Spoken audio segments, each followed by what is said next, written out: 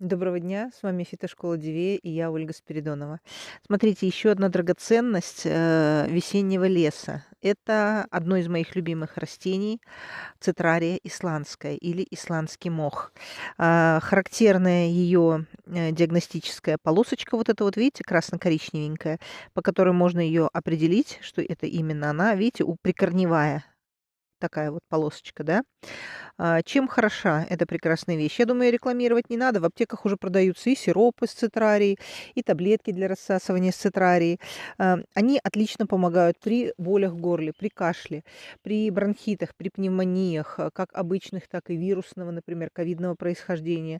Чем хороша особенно цитрария на общем фоне препаратов противокашлевых? Она не имеет противопоказаний.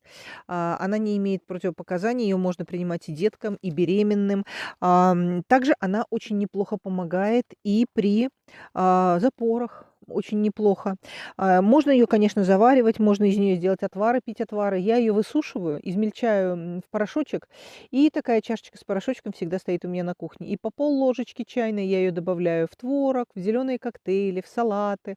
Это и профилактика вирусных инфекций, бронхитов, и лечение, и оздоровление организма с фитошколой Дивея.